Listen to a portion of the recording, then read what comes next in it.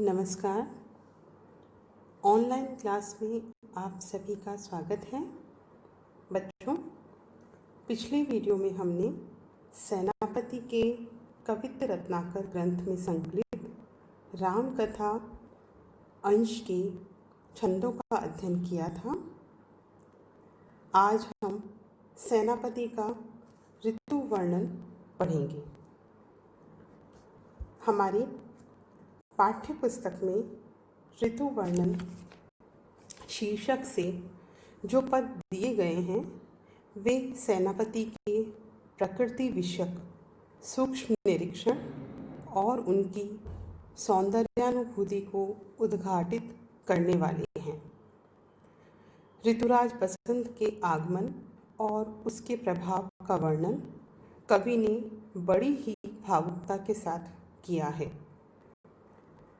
ग्रीष्म ऋतु का वर्णन भी इसी के अंतर्गत किया गया है।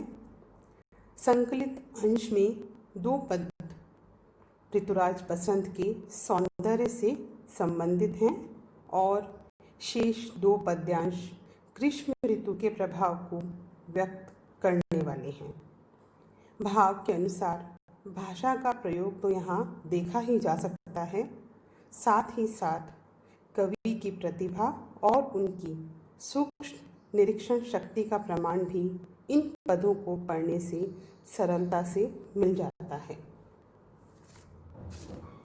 बच्चों, हमारी पाठ्य पुस्तक में ये जो पहला पद है बसंत ऋतु का, इस पद में सेनापति ने बसंत ऋतु का वर्णन किया है। बसंत ऋतु को ऋतुओं में राजा की तरह माना गया है, अर्थात सर्वश्रेष्ठ ऋतु माना गया है। इसलिए कवि ने एक राजा की भांति ऋतुराज बसंत को उपमित कर उसका राजसी आगमन इस छंद में चित्रित किया है। जिस प्रकार राजा राजसी वैभव के साथ सदैव रहता है, उसी प्रकार ऋतुओं में श्रेष्ठ ऋतु राजा बसंत का आगमन भी राजाओं की भांति दिखाकर कवि ने प्रकृति चित्रण में अपनी श्रेष्ठता को सिद्ध किया है। इस चित्रण में रीतिकालीन दरबारी संस्कृति की झलक भी स्पष्टतः दिखाई देती है। ऋतु वर्णन का यह प्रथम पद देखिए। बरन बरन तरु फूले उपवन, सोई चतुरंग संग दल लहियत है। बंदी जिमी बोलत बिरद वीर कोकिल है।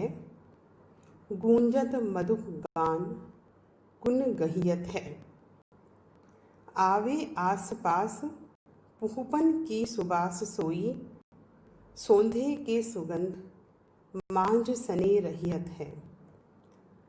शोभा को समाज सेनापति सुरभ साज।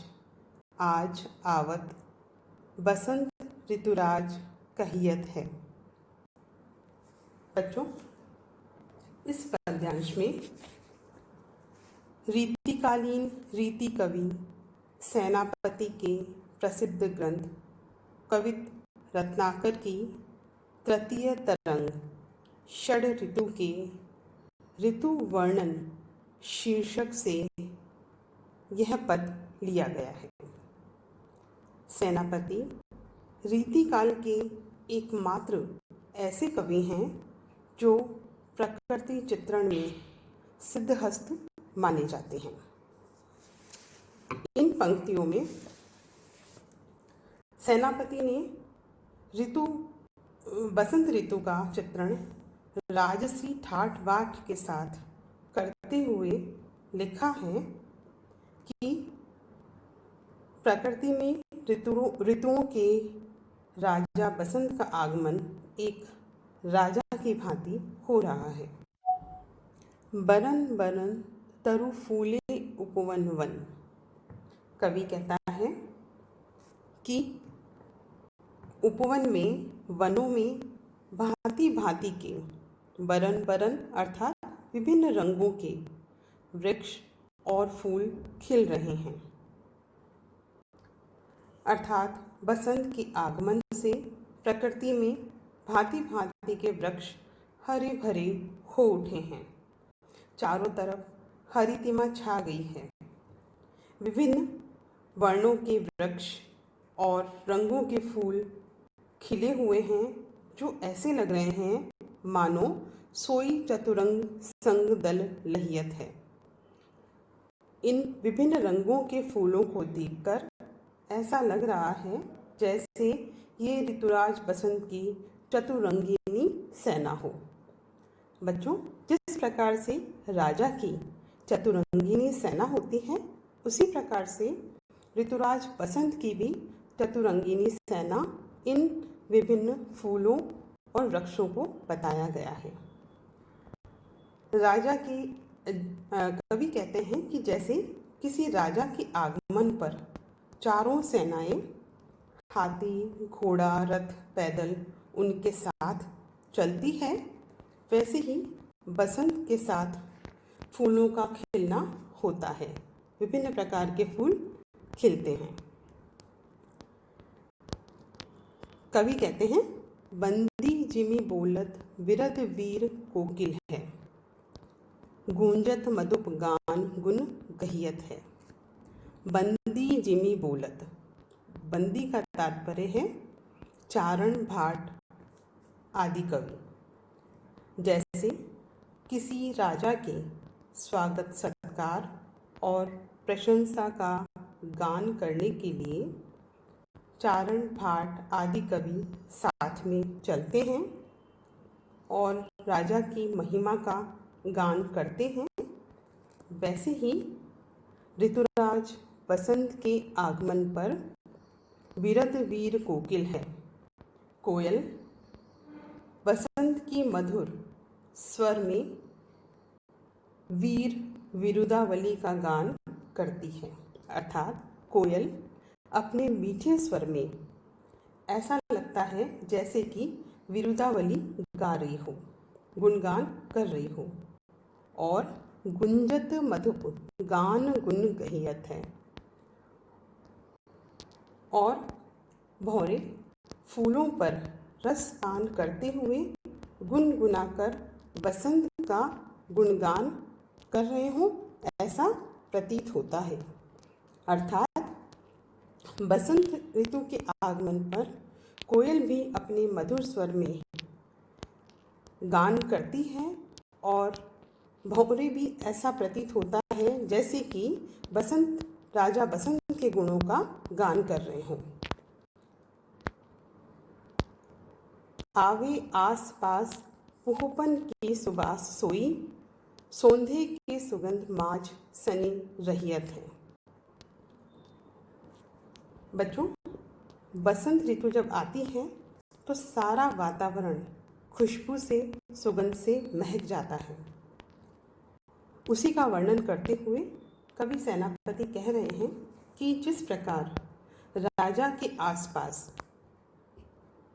पुहपन की सुबास सोई, पुष्पों की, फूलों की, इत्र की खुशबू बिखरी रहती है और राजा उसमें सना रहता है, डूबा रहता है, उसी प्रकार बसंत के आगमन पर विविध वर्णी पुष्पों की सुगंध चारों तरफ फैल जाती है और उसमें बसंतराज सोंधी खुशबू में सना हुआ, आकंठ डूबा हुआ प्रतीत होता है।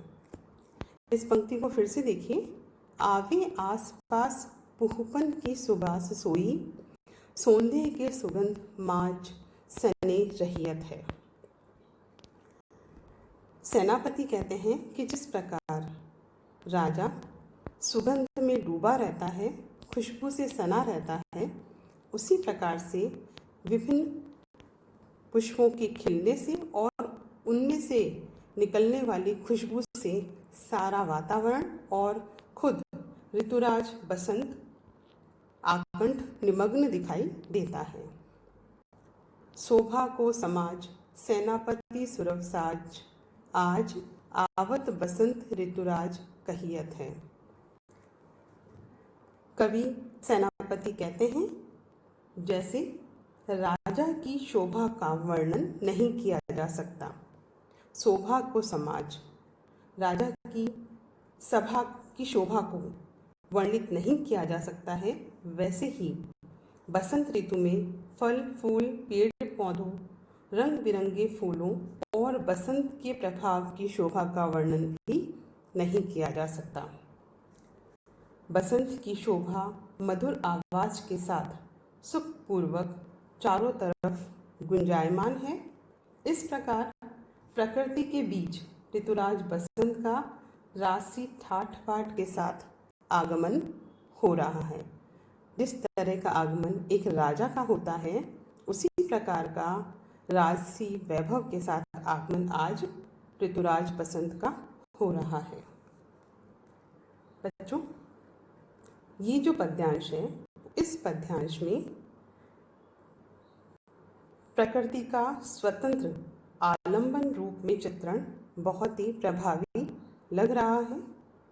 प्रकृति में मानवीय भावों का आरोप करके उसका मानवीकरण रूप में चित्रण इन पंक्तियों में किया गया है।